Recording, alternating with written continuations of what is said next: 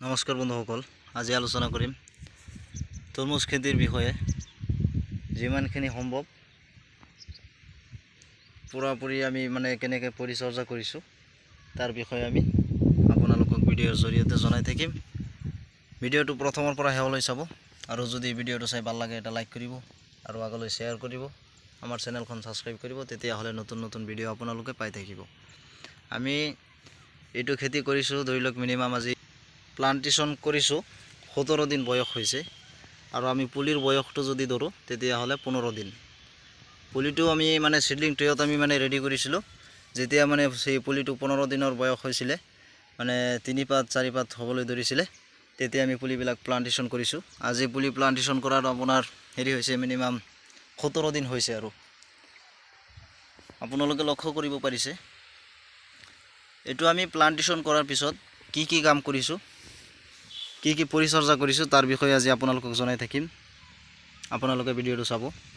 এইটো প্লান্টেশ্যন কৰাৰ প্ৰথম যোনটো কৰিছোঁ NPK যোনটো আছে 1919, সেইটো আমি 1 লিটাৰ পানীত 3 ml হিচাপত, আৰু তাৰ লগত দিছোঁ হুমিক এচিড যোনটো আছে জিব্ৰাছ নামৰ মাল্টিপ্লেক্স কোম্পানীৰ, সেইটো দিছোঁ 1 লিটাৰ পানীত 2 ml হিচাপত, আৰু লগত এটা যোনটো ফাংগিচাইড আছে সেইটো আমি দিছোঁ পাৰ লিটাৰ পানীত 1.5 ml কে। এই তিনিটা একেলগত প্লাছ কৰি আমি গুৰিত ডেঞ্চিং কৰিছোঁ, এইটো গছৰ গুৰিত।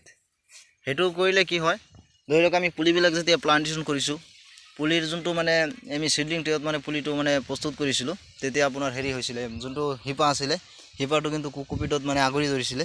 এতিয়া প্লান্টেশ্যন কৰাৰ পিছত যোনটো নিউট্ৰিশ্যন যোনটো আছে সেইটো ডাইৰেক্ট আমি গছৰ গুৰিত ডেঞ্চিং কৰি দিছোঁ। যোনটো এটা আছে খাদ্য যোনটো আছে দিছোঁ NPK 1919, সেইটো দিছোঁ, আৰু হুমিক এচিড দিছোঁ। সেইটো ডাইৰেক্ট যোনটো নিউট্ৰিশ্যনটো পুলিটোৱে পাইছিলে, তেতিয়া সোনকালে গছটো গ্ৰোথ কৰিবলৈ ধৰিছিলে। আৰু যোনটো চাফ দিয়াৰ কাৰণটো হৈছে যে গছৰ গুৰিত যাতে হয় ডম্পিং অফ হয় বা কলাৰ ৰড বুলি বেমাৰ আছে, তেনেকুৱা বেমাৰৰ পৰা হাত সাৰিবলৈ আমি সেইটো চাফ যোনটো ফাংগিচাইড আছে সেইটো আমি লগত ব্যৱহাৰ কৰিছিলোঁ। আৰু ধৰি লওক এতিয়ালৈকে আমি ওপৰত কোনো ধৰণৰ ফাংগিচাইড স্প্ৰে কৰা নাই। 2 দিনৰ ভিতৰত আমাৰ স্প্ৰে শ্বেডিউলটো যোনটো আছে সেইটো চালু হৈ যাব। আৰু এটা যোনটো স্প্ৰে কৰিছিলোঁ, এটা সমস্যা আমি দেখিবলৈ পাইছিলোঁ, এইটো চাওক, এইটো কিন্তু লিফ মাইনাৰ লাগিছিলে, এইটো আপোনালোকে চাব পাৰিছিলে, লিফ মাইনাৰৰ আক্ৰমণ হৈছিলে। আৰু এটা আছিলে আপোনাৰ যোনটো চাকিন পেষ্ট, যেনেকুৱা ধৰণৰ পোক মাকড় আছে, সেইটো আমি পৰিত্ৰাণ পাবলৈ আমি যোনটো ব্যৱহাৰ কৰিছোঁ উলালা যোনটো আছে, উলালাটো আমি ব্যৱহাৰ কৰিছোঁ, আৰু চিজেণ্টা কোম্পানীৰ আছিলে একতাৰা, এই দুটা প্লাছ কৰি আমি একেলগত আমি স্প্ৰে কৰিছিলোঁ। তাৰ পিছৰ পৰা ধৰি লওক আমাৰ খেতিৰ পৰা ধৰি লওক চাকিন পেষ্টবিলাক এতিয়া দেখা পোৱা নাযায়। আৰু আগলৈ যেনেকুৱা সম্ভৱ পৰিচৰ্যা কৰিব লাগে আমি গোটেইখিনি আপোনালোকক জনাই থাকিম। আৰু এতিয়া আমাৰ ফাংগিচাইড এটা স্প্ৰে হ'ব। ফাংগিচাইড স্প্ৰে কৰাৰ পিছত আৰু 2 দিন পিছত আমি যোনটো কৰিম, যোনটো আপোনাৰ আছে টেকবায়ু এটা আছে আপোনাৰ ট্ৰপিকেল কোম্পানীৰ, সেইটো স্প্ৰে কৰা হ'ব। আৰু তাৰ লগত প্লাছ কৰি যোনটো আছে NPK 1919, সেইটো আমি আৰু আকৌ এবাৰ গছত স্প্ৰে কৰিম। তেতিয়াহ'লে গছৰ গ্ৰোথটো আৰু ধুনীয়া হৈ থাকিব। আমি ইয়াত ধৰি লওক ইমানখিনি প্লান্টেশ্যন কৰিছোঁ, 6000 পুলি, 5 বিঘা মাটিত আমি 6000 পুলি আমি প্লান্টেশ্যন কৰিছোঁ। গছৰ গ্ৰোথ ধুনীয়া আছে। আগলৈ কেনেকুৱা হয় সেইটো নাজানো, এইটো চাই লওক। তৰমুজ খেতিৰ ধৰি লওক আমি যিমানখিনি সম্ভৱ ভিডিঅ'ৰ জৰিয়তে আপোনালোকক প্ৰথমৰ পৰা শেষলৈ আমি গোটেইখিনি আপডেট আপোনালোকক দি থাকিম। আজি ধৰি লওক পুলিৰ বয়স মিনিমাম আপোনাৰ টোটেলি হৈছে 1 মাহ 2-3 দিন হৈছে, আৰু 1-1.5 মাহ লাগিব, 1.5 মাহ লাগিব, আৰু হাৰ্ভেষ্টিং কৰালৈকে 1.5 মাহ সময় লাগিব। কিমানখিনি প্ৰডাকশ্যন দিয়ে আমি নাজানো, আগতে কৰা নাই এইটো খেতি, যদিও এইটো এইবছৰ কৰিছোঁ আৰু ভালকৈ এক্সপিৰিয়েঞ্চ হ'ব এই বছৰৰ পৰা আমাৰ। আপোনালোকেও যদি কিবা সহায় সহযোগিতা কৰে আমি আৰু আগলৈ যাব পাৰিম বুলি আমি আশা ৰাখিছোঁ।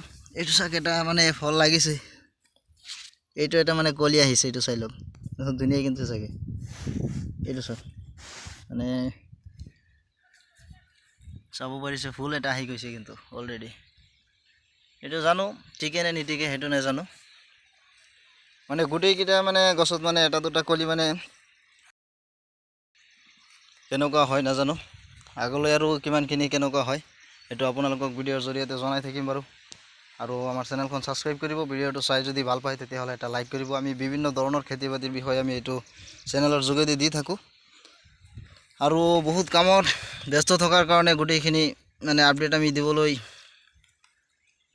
সময় নাথাকে, আৰু যিমান সম্ভৱ আমি দি থাকিম। আমাৰ তিতা কেৰেলাৰ এটা খেতি আছে, মালচিং পেপাৰত আমি মানে 2 দিনৰ ভিতৰত মানে এইটো বীজ লগাম। মানে সেই পুলিটো বনোৱা নাই, সময় নথকাৰ কাৰণে ডাইৰেক্ট বীজ লগাই দিম। আৰু মানে কেনেকুৱা চিষ্টেম কৰিম সেইটো আপোনালোকক জনাই থাকিম। কম খৰচত কেনেকৈ মানে বেছি উৎপাদন পাব পাৰি সেই বিষয়ে আপোনালোকক জনাই থাকিম। আমাৰ চেনেলখন ছাবস্ক্ৰাইব কৰিব। ধন্যবাদ।